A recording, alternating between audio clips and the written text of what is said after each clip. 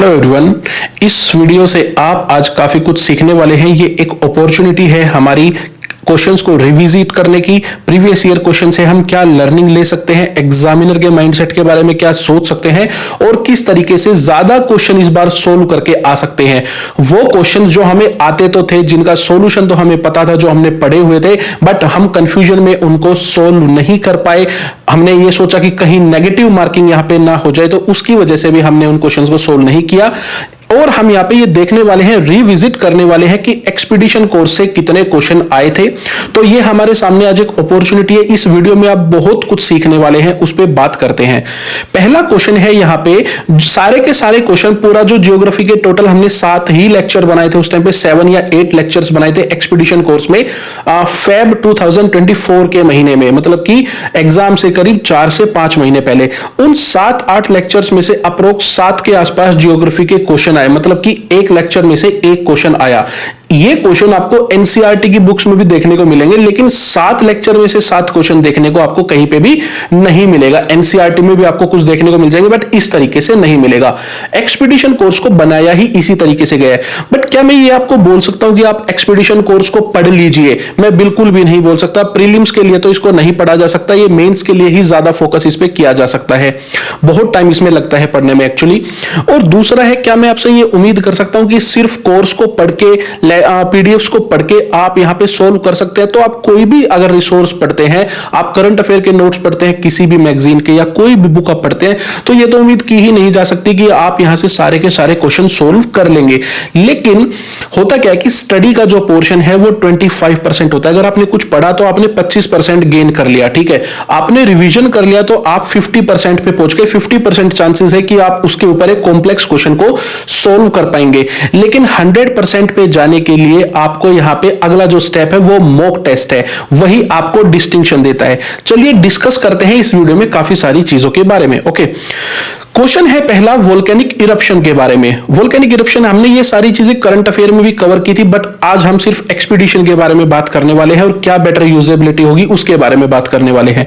Question पूछा गया है कि यहाँ पे pyroclastic debris, ashfall and dust, sulphur compound and nitrogen compound जो है, क्या वो वोल्केनिक इरप्शन के प्रोडक्ट है? ये एक कंट्रोवर्शियल क्वेश्चन है। 10 ऐसे क्वेश्चन थे जो कंट्रोवर्शियल रहे यूपीएससी 2024 प्रीलिम्स एग्जाम में। अलग अलग इंस्टीट्यूट के अलग अलग उसके ऊपर मत है। तो यहां पे इस क्वेश्चन का भी ऐसा ही हाल था। किसी ने सी को सही आंसर बताया, किसी ने डी को सही आंसर बताया। अब क्वेश्चन में ही थोड़ा सा यहां पे दिक्कत है। या तो लिखते बाय प्रोडक्ट क्या है, या फिर इन्होंने प्रोडक्ट जो लिखा है उसमें फिर ये ऑप्शंस को चेंज करना चाहिए था। यहां पे नाइट्रोजन कंपाउंड नहीं हो सकता था, ऐसा कुछ करना चाहिए था। अब यहां पे हमने ये एक्सपीडिशन में किस तरीके से कवर किया गया, तो यहां पे पायरोक्लास्टिक डेब्री, एशफॉल और यहां पे आपका पूरा carbon dioxide, sulphur dioxide, hydrogen sulphide, इन सब के बारे में बात की गई है। अब क्या मैं आपसे ये उम्मीद करूं कि एग्जैक्टली आप यहां पे इस क्वेश्चन को सोल्व कर ही लेंगे? तो ये थोड़ा सा फैक्ट वाला क्वेश्चन है, इसको शायद सोल्व किया जा सकता है, लेकिन यूपीएससी ने क्वेश्चन ही ठीक उतना तरीके से नहीं बनाया। तो होता क्या कि नाइट्रोजन कंपाउंड यहां पे डायरेक्ट बाय प्रोडक्ट नहीं है वोल्केनिक इरप्शन का, वो प्रोडक्ट का प्रोडक्ट है, ठीक है। तो उस तरीके से ये क्वेश्चन का आंसर यहां पे एक कंफ्यूजन क्रिएट हो गई। लेकिन ये क्वेश्चन किस तरीके से एक्सपीडिशन से था वो मैंने आपको बताया। अगला क्वेश्चन है यहाँ पे वाटर वेपर के बारे में। अब वाटर वेपर के बारे में यहाँ पे इस क्वेश्चन में टोटल 3 चीजों के बारे में आपको पता होना चाहिए। पहली स्टेटमेंट 2 चीजें आपको बता रही है कि एक ये गैस है, वाटर वेपर एक गैस है, तो आपको पता होना चाहिए कि गैस है या नहीं है। और दूसरा है the amount of which decreases with altitude. And तीसरी चीज आपको पता चलनी चाहिए कि इसकी जो परसेंटेज है वो मैक्सिमम होती जाती है पोल के साथ, ठीक है।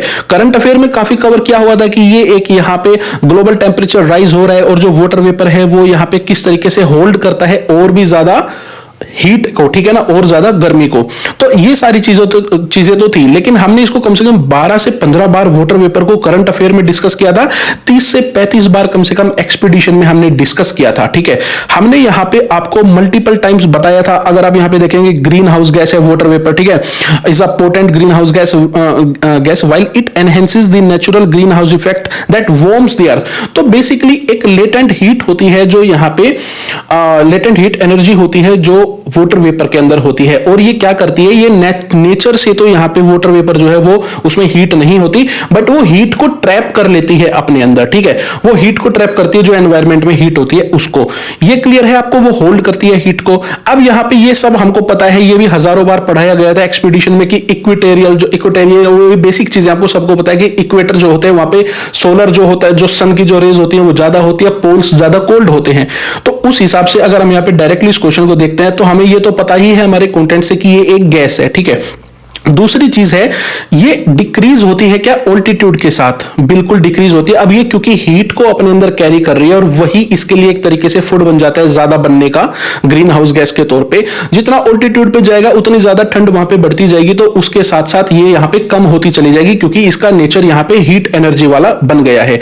और दूसरा तो यहाँ पे बिल्कुल ही गलत है कि पोल्स तो बिल्कुल ठंडे होते हैं, तो वहां पे किस तरीके से ये अपने आप को कैरी कर पाएगी, तो ये वहां पे कम ही होगी, मैक्सिमाइज नहीं होगी, ठीक है। अब ये जो यहां पे है हमने पढ़ा तो दिया, बट इसके ऊपर उतनी ज्यादा कॉन्सेप्चुअल क्लैरिटी कैसे आएगी? आपको क्या लगता है कि जब क्वेश्चन बनाए जाते हैं ओपन सीक्रेट कोर्स के ऊपर और एक्सपीडिशन के कंटेंट के ऊपर, तो क्या सीधी स्टेटमेंट्स को कॉपी पेस्ट किया जाता है? आप यहां पे क्वेश्चंस को खोल के देखना, एक भी क्वेश्चन ऐसा नहीं मिलेगा कि उसको कॉपी पेस्ट किया गया, कि 4 स्टेटमेंट लेनी थी, कहीं कहीं से कॉपी किया, पेस्ट किया, ऑप्शन दिए और क्वेश्चन बन गया। नहीं, हर एक क्वेश्चन को बनाया जाता है ताकि और ज्यादा डिगिंग की जा सके, और ज्यादा उसके अंदर जो कंटेंट में फैक्ट नहीं है वो मॉक टेस्ट के अंदर फैक्ट्स ऐड किए जाते हैं कॉन्सेप्चुअल क्लैरिटी को और ज्यादा बनाने के लिए। तो यहां पे ऑलमोस्ट 100 में से 90 क्वेश्चंस के ऊपर एक्स्ट्रा चीजें ऐड की जाती है ताकि क्लैरिटी और ज्यादा आ जाए आपको। तो यहां पे डायरेक्ट आप सोल्व कर पाएंगे, तो वो अगर आप देखिए तो 2 चीजें हैं, या तो आपको एग्जैक्टली क्लैरिटी है पूरे टॉपिक के बारे में तो आप सोल्व कर लेंगे। दूसरा, आपको इस तरीके से सोचना आता है कि यार ठीक है, पोल्स तो ये ठंडे होते हैं, ऑल्टीट्यूड के साथ ठंड बढ़ती है, और गैस सर ने बताया ही था कि ठीक है वाटर वेपर है, जो है ये ग्रीन हाउस गैस है, और यहां पे ये हीट को कैरी करती है। तो आपने उस तरीके से परम्यूटेशन कॉम्बिनेशन बना लिया, वो भी तो मॉक टेस्ट के साथ ही आएगा। जब आप प्रैक्टिस जितनी ज्यादा करोगे वो भी उसी के साथ डेवलप होगी, क्वेश्चन को किस तरीके से हैंडल करते हैं। इसके एग्जांपल और भी हम देखेंगे। नाउ अगला जो क्वेश्चन है वो है यहां पे हमारा एक हिस्ट्री का क्वेश्चन है। ये भी एक्सपीडिशन से है, तो इसको भी हमने ऐड कर दिया। तो यहाँ पे चंद्रकेतुगढ़, इनामगांव, मंगादू एंड जो शालीहुंडम है उनके बारे में ये क्वेश्चन है। अब हमें ये तो पता ही था करंट अफेयर में कि चैल्कोलिथिक साइट्स पे यहाँ पे जो चंद्रकेतुगढ़ है उस पे क्वेश्चन आएगा, वो हमने कवर किया था 2023 के लास्ट हमारा जो पीडीएफ था उसके अंदर। शालीहुंडम हमने इस बार के ही करंट अफेयर में 2024 के प्रीलिम्स के लिए कवर किया था, बट ये नहीं पता था कि एग्जैक्टली इस तरीके से क्वेश्चन आएगा। लेकिन क्या एक्सपीडिशन हमारी हेल्प कर सकता है यहाँ पे क्वेश्चन को पूरी तरीके से सोल्व करने में? तो यहां पे अगर हम देखते हैं तो इनाम गांव के बारे में हमने यहां पे डिस्कस किया था। अब जब इसको क्वेश्चन में कन्वर्ट किया जाएगा तो सीधा सीधा वो लोकेशन पे 4 पेयर 5 पेयर बना के आपसे क्वेश्चन पूछेगा, जो हमने क्वेश्चन बनाए हुए हैं। मैं आपको एक बार क्वेश्चन भी दिखाता हूं। यहां पे ये वाले अगर आप यहां पे क्वेश्चन देखते हैं, मान लीजिए एक ज्योग्राफी का मॉक टेस्ट खोल लेते हैं, तो यहां पे अगर आप क्वेश्चन देख रहे हो तो ट्रोपोस्फेयर के ऊपर लास्ट ईयर क्वेश्चन आया था, तो एग्जैक्टली उसी तरीके से तो यहां पे सारी चीजों को कवर किया गया है, तभी तो आपको क्लैरिटी आएगी। आपके सामने यहां पे ये वाला जो आप क्वेश्चन देख पा रहे हैं, ये लेयर एंड की फीचर्स वाला, यही तो वो क्वेश्चन है जो पेयर्स में आपको समझने में ज्यादा हेल्प करेगा, कॉन्सेप्चुअल क्लैरिटी लेके आएगा। इसी तरीके से हिस्ट्री को कवर किया जा रहा है, इसी तरीके से सारी चीजों को कवर किया जा रहा है ताकि क्लैरिटी ज्यादा से ज्यादा बने यहां पे, ठीक है। नाउ उसके बाद हम देखते हैं यहां पे इनाम गांव का हमें पता चल गया, हमने मेंशन किया चाल्कोलिथिक साइट है, महाराष्ट्र में, डेक्कन रीजन से बिलोंग करती है। तो सेकंड तो ठीक है। अब देखिए यहां पे अगेन क्वेश्चन सोल्व करने की जो प्रैक्टिस है, जो माइंडसेट आप बनाते हैं, वो मॉक टेस्ट से आपका आता है। जितने ज्यादा सोल्व करेंगे उतने ज्यादा यहां पे आप थोरो होते जाएंगे क्वेश्चंस के साथ। तो 2 अगर सही है, इनाम गांव अगर सही है, तो यहां पे हमारे साथ पास 2 ही ऑप्शन बचते हैं, या तो ए है या बी है, क्योंकि 2 इन्हीं 2 में दिया हुआ है, नीचे वाले 2 में तो दिया नहीं हुआ। अब हम यहां पे आ जाते हैं, एक ऑप्शन हमारे पास बचा चंद्रकेतुगढ़। तो चंद्रकेतुगढ़ के बारे में हमने लास्ट अपने पीडीएफ में 2023 के मई में ये न्यूज में था बेसिकली, तो एग्जामिनर ने उसको 2024 में पूछ लिया। तो चंद्रकेतुगढ़ जो है वो वेस्ट बंगाल में है, वो हमने उस टाइम पे पढ़ाया हुआ था। लेकिन एक्सपीडिशन ने ही आपको सिर्फ यहां पे 2 ऑप्शन आपके एलिमिनेट कर दिए और आपको बाकी के 2 पे लाके छोड़ दिया। तो इस तरीके से चीजें कवर होती है। और जब हम यहां पे क्वेश्चंस को ऐड करेंगे, जब इस पे क्वेश्चन बनाएंगे, तो हो सकता है उसके अंदर चाल्कोलिथिक भी आए, क्योंकि फैक्ट वहां पे ऐड किए जाते हैं। जब हम बात करेंगे यहां पे ईस्टर्न इंडिया के बारे में, तो ईस्टर्न इंडिया से रिलेटेड जो और साइट्स है उनके बारे में बात की जाएगी क्वेश्चन के अंदर। तो ये आपको अंडरस्टैंडिंग लेके आनी है। अगला जो यहां पे क्वेश्चन है, ये वाला क्वेश्चन है रेनफॉल के बारे में, रेन वाटर के बारे में और बेसिकली केमिकल वेदरिंग के बारे में। केमिकल वेदरिंग हमने यहां पे ये पढ़ाई हुई थी, अगेन सब वही फैब के जो हमारे पीडीएफ है वही है। अब एक बात और पूछूंगा, ये जो हमारे क्वेश्चन है ये पेपर से 4-5 महीने पहले आए थे, एग्जाम से है ना 4-5 महीने पहले आए थे, तो क्या और सिर्फ 7-8 ही पीडीएफ थे? ये भी बोला गया था जब भी आपने पूछा कि जो भी बच्चे हैं उन्होंने एक्सपीडिशन में कि सर ये इंपॉर्टेंट है या नहीं है, तो हमने बोला था कि ज्योग्राफी वाला इंपॉर्टेंट आप पढ़ लीजिए। लेकिन क्या आप क्वेश्चन सोल्व कर पाए इन 7-8 पीडीएफ में से? बहुत से ऐसे बच्चे जो नहीं कर पाए। इवन करंट अफेयर का कंटेंट तो बिल्कुल ही ना के बराबर था, उसमें से भी नहीं सोल्व कर पाए। उसकी भी वीडियो अभी आने वाली है। क्यों नहीं कर पाए? क्योंकि वो कॉन्सेप्चुअल क्लैरिटी, वो डिस्टिंक्शन कभी बन ही नहीं पाती है। ठीक है, 50% काम तो शायद हो जाता है कि स्टडी हो जाती है 25% एंड रिवीजन हो जाता है, बट आगे का 50% नहीं हो पाता। तो यहां पे ये वाला जो केमिकल वेदरिंग है ये पूरा हमने पढ़ाया हुआ था। अब आप यहां पे देखेंगे सीधा सीधा the reaction of water with minerals leads to the breakdown of rock, पूरा केमिकल वेदरिंग के बारे में बताया गया है। चाहे वो कोई सा भी वाटर हो वो यहां पे केमिकल वेदरिंग करता ही है। ठीक है, फिर यह भी बताया गया कि कार्बन डाइऑक्साइड डिसॉल्व्ड इन rain water form carbonic acid. तो जो कार्बन डाइऑक्साइड है जो यहां पे रेन वाटर में है, तो वही तो क्वेश्चन था ना, दोनों ही स्टेटमेंट। ठीक है, ये डायरेक्टली यहां पे दिया गया है। तो ये कहां से होगा? क्या आप इस पूरे को पढ़ के, पैसिवली पढ़ के इस क्वेश्चन को सोल्व कर पाएंगे? काफी ज्यादा टफ है, बट जब सोचने पे मजबूर होंगे क्वेश्चंस के थ्रू तब ये यहां पे समझ में आएगा। ठीक है, मैं आपको और भी क्वेश्चंस दिखाऊंगा इससे रिलेटेड जो हम मॉक टेस्ट में बना रहे हैं। Then with reference to Coriolis force के बारे में अगर हम बात करें, ये जो क्वेश्चन है ये एनसीईआरटी में भी देखने को मिलेगा आपको। ठीक है, लेकिन क्या 7-8 पीडीएफ में से 7-8 क्वेश्चन देखने को मिलेंगे? वो अपने आप में काफी ज्यादा इंपॉर्टेंट है। ठीक है, नाउ पूछा गया कि ये इंक्रीज होता है विंड वेलोसिटी के साथ, और दूसरा ये पोल्स पे ज्यादा है, इक्वेटर पे कम होता है। तो सीधा सीधा दिया गया है यहां पे, अगर आप देखेंगे तो which is why tropical cyclones usually form at least a few degrees from the equator, and इसी के ऊपर वाले में दिया गया है कि अर्थ causes the developing storm to spin, organizing it into a cyclone. This effect is minimal at the equator. तो ये मिनिमल या नेग्लिजिबल होता है इक्वेटर पे, और विंड वेलोसिटी के साथ ये बढ़ता है। सीधा सीधा बताया गया कि ये इन्फ्लुएंस होता है विंड जो होती है और जो विंड की स्पीड होती है उससे डायरेक्टली। तो ये भी आपके लिए क्लियर आई थिंक हो गया। अगला जो क्वेश्चन है यहाँ पे, अब इसके ऊपर क्या आप क्वेश्चन सोल्व कर पाएंगे? आई डोंट नो, ये काफी ज्यादा टफ में आ जाते हैं, तो इस पे क्वेश्चन सोल्व कर पाना, आपने एनसीईआरटी भी पढ़ी होगी, ठीक है, लेकिन सोल्व हो पाएगा नहीं हो पाएगा, आपने उतनी क्लैरिटी है या नहीं, तो वो डिपेंड करता है टोटली। अब इससे अगला जो क्वेश्चन है वो अगेन एक हिस्ट्री का क्वेश्चन है। वो क्वेश्चन है यहाँ पे विजयनगर एम्पायर से रिलेटेड, कृष्णदेवराय से रिलेटेड है, और भटकल के बारे में है कि जो भटकल जो पोर्ट था और भटकल जो फोर्ट था, बेसिकली भटकल जो रीजन था वो किसके अंडर और किसके टाइम पीरियड पे डेवलप हुआ था। तो विजयनगर एम्पायर का जो science, technology and innovation during the Vijayanagar empire हमने पढ़ाया है, उसमें भटकल पोर्ट के बारे में हमने पढ़ाया हुआ है, और पोर्ट के आसपास में ही फोर्ट भी बना होगा। ऑफ कोर्स सीधी सी बात है, भटकल में ही बना होगा ना बेसिकली। तो भटकल किसके टाइम पे डेवलप हुआ? वो हुआ विजयनगर एम्पायर के टाइम पे। अब यहां पे ये जो दो ऑप्शन है, ये तो विजयनगर एम्पायर से इनका कोई लेना देना नहीं, तो वो तो अपने आप ही यहां पे एलिमिनेट हो जाते हैं। दो ऑप्शन पे आपको एक्सपीडिशन ने लाके छोड़ दिया। अब अगर आपने थोड़ा सा यहां पे अगर आप ब्रेन यूज करेंगे, मैं ये नहीं कह रहा कि आंसर ये नहीं हो सकता, बी वाला, बी भी हो सकता है, ठीक है, लेकिन आप ये देखेंगे कि विजयनगर एम्पायर पे प्रोमिनेंट कौन थे उस समय पे, तो वो ये थे। अगर हम इसको क्वेश्चन में बनाते, अगर भटकल पोर्ट और ये जो पोर्ट डेवलपमेंट्स है इसके बारे में अगर हम क्वेश्चन बनाते, तो मोस्ट प्रोबेबली ये भी उसके अंदर फैक्ट ऐड होके आता कि कौन से किंग ने ये बनाया था। वो चीजें हम ध्यान में रखते हैं, और वो एक नेचुरल प्रोसेस है कि क्वेश्चन में फैक्ट्स ऐड होते हैं, क्वेश्चन तभी ज्यादा मीनिंगफुल बनता है। आप क्वेश्चन उठा के देखिए, कोई भी क्वेश्चन ऐसा कोई कॉपी पेस्ट मिलेगा ही नहीं, एक एक क्वेश्चन में बहुत ज्यादा मेहनत लगती है यहां पे बनने में। देन और सबसे टफेस्ट जॉब है मॉक टेस्ट बनाना। उस जो भी बना रहे हैं अपने खुद से, उनके लिए रिस्पेक्ट है। वो जो 1500 रुपए में बाहर बेच रहे हैं मॉक टेस्ट, जो कॉपी पेस्ट करके बेच रहे हैं, 1500 रुपए में, इवन 2, 3, 4, 5 हजार रुपए में कोई भी मॉक टेस्ट नहीं बना सकता। मैं आपको ये अपने 3-4 साल के आईएएस सेंट्रल के एक्सपीरियंस से और 8 साल के यूपीएससी में टीचिंग करने के एक्सपीरियंस से बता रहा हूं, मॉक टेस्ट बनाना टफेस्ट जॉब है। हमने जो रिसर्च की है उससे भी ज्यादा टफ जॉब, यहाँ पे लेबोरियस काम मॉक टेस्ट बनाना है। एक एक क्वेश्चन के पीछे बहुत ज्यादा ब्रेन लगता है। तो आपको जो सस्ते सस्ते मॉक टेस्ट मार्केट में मिल रहे हैं ना, वो कॉपी पेस्ट के अलावा कुछ हो ही नहीं सकते। कोई कंडीशन ही ऐसी हो नहीं सकती कि वो बनाए गए होंगे। वो जो क्वेश्चन है। अगला है यहाँ पे क्वेश्चन हमारा लाइडार और रेडार के बारे में। ये भी एक कंट्रोवर्शियल क्वेश्चन है। इसका एग्जैक्ट आंसर जो है वो दोनों ही ठीक लगते हैं हमें, ओनली 2 भी और ऑल 3 भी। कैसे? हमने यहाँ पे आपको पढ़ाया था रेडार क्या होता है, लाइडार क्या होता है। तो हमने यहाँ पे पढ़ाया था कि ये वेदर रेडार सिस्टम जो होते हैं वो क्या करते हैं, एमिट करते हैं रेडियो वेव्स जो बाउंस होकर आती है प्रेसिपिटेशन पे। प्रेसिपिटेशन मतलब जो स्नोफॉल होता है, जो बारिश गिरती है या कोई भी चीज जो मूव हो रही है उसके ऊपर रेडार अपना एक वेव वहां पे बाउंस करता है, उसके ऊपर वो जाके टच होके आती है एक तरीके से, और फिर वो यहां पे डेटा कलेक्ट होता है। तो आमतौर पे जो हमारा रेडार है वो एक ऐसी डिवाइस है जो एक्सटर्नल सरफेस के साथ जाके कांटेक्ट करके और उस चीज के बारे में, मूवमेंट के बारे में हमें बताता है और डेटा देता है।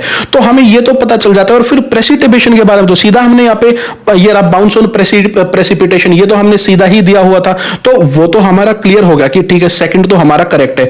अब यहाँ पे tracking of migration of animals, अगर एनिमल्स या इंसान कोई भी मूव कर रहा है तो रेडार उसको भी बता देगा कि उसके सामने से कोई अभी गुजरा है, तो उसको वो भी पता चल जाएगा। नारकोटिक्स वाला जो पैसेंजर का एयरपोर्ट का है, यहां पे यूपीएससी बहुत ज्यादा टफ क्वेश्चन बनाने के चक्कर में बहुत ज्यादा गड़बड़ी कई बार कर जाती है। अब ये एक ऐसा क्वेश्चन है जिसपे बहुत ज्यादा डिबेट है। देखिए, आइडेंटिफिकेशन ऑफ नारकोटिक्स में अगर हम बात करें तो जो हमारा यहाँ पे रेडार होता है वो आमतौर पे सिर्फ बाउंस करता है। वो कोई एक्सरे मशीन नहीं है कि वो अंदर से जाके देख ले। अगर कोई पॉकेट में डाल के जा रहा है नारकोटिक्स या बैग में डाल के जा रहा है तो वो उस बैग और उस इंसान को तो रेडार देख सकता है कि मूवमेंट हुई, उसके अंदर जाके घुस के नहीं देख सकता। लेकिन कुछ ऐसे भी रेडार और लाइडार यहाँ पे अब डेवलप हो रहे हैं जो यहाँ पे पेनिट्रेट कर सकते हैं अंदर, लाइक फॉर एग्जांपल लीव्स वगैरह के अंदर। तो इसलिए काफी ज्यादा एक कंट्रोवर्शियल क्वेश्चन बन जाता है। वो डेवलप हो रहे हैं। अब एग्जैक्टली नारकोटिक्स पे वो काम करता है या नहीं करता है उसके बारे में उतनी क्लैरिटी अभी भी नहीं है। तो यहां पे ये क्वेश्चन भी एग्जैक्टली आपके सामने था, हालांकि कंट्रोवर्शियल है वो एक अलग बात है। ठीक है, नाउ अगर हम यहां पे अपने क्वेश्चंस देखते हैं तो कोई भी क्वेश्चन आपको सिंपल क्वेश्चन नहीं दिखेगा। मतलब ऐसा नहीं है कि सीधा कॉपी पेस्ट कर दिया गया होगा, पूरे फैक्ट लोडेड आपको क्वेश्चन यहां पे दिखेंगे। ये पेयर वाले क्वेश्चन भी आपको देखने को मिलेंगे। तो इन्हीं क्वेश्चन से, लाइक अगर इसको हम पढ़ते हैं, in the troposphere temperature decreases with altitude at an average rate of 6.5 degree Celsius पर kilometre due to surface heating by solar radiation. तो यही तो क्वेश्चन था कि उसकी थिकनेस कहां पे बढ़ती है, उसका टेम्परेचर कहां पे बढ़ता है। यही तो लास्ट ईयर क्वेश्चन आया था अभी। तो इन सारी चीजों को कवर, अब ये मैं आपको एक चीज बताता हूं, यहां पे ट्रोपोस्फेयर का जब टॉपिक हमने पढ़ाया तो उस टॉपिक के अंदर वो वाली चीजें मेंशन नहीं थी जो क्वेश्चन में पूछी गई थी, बट यहां पे क्वेश्चन के अंदर वो चीज मेंशन है कि एग्जैक्टली यहां पे ट्रोपोस्फेयर कैसे ऊपर नीचे होता है। इतना ही नहीं, ट्रोपोस्फेयर के ऊपर ही कई क्वेश्चन है पूरी क्लैरिटी लाने के लिए, तब जाके हम यहां पे क्वेश्चंस को सोल्व कर पाते हैं। आप एक बात याद रखिए, एक रेस चल रही है, एग्जामिनर्स का सिर्फ एक काम है, वो बड़े एक्सपर्ट हैं, उनके पास अपॉर्चुनिटी है, वो लाखों यहां पे आर्टिकल्स में से क्वेश्चन बनाएंगे, उनका जो मन करेगा वो क्वेश्चन बनाएंगे। यूपीएससी हर बार ऐसे ही करता है और टफ से टफ क्वेश्चन बनाने के चक्कर में वो हमेशा गलत क्वेश्चन भी बना बैठते हैं। वो क्वेश्चन बना बैठते हैं जिनके बारे में उतनी क्लैरिटी उनको फिर बाद में खुद को भी नहीं होती, क्वेश्चन ड्रॉप भी किए जाते हैं।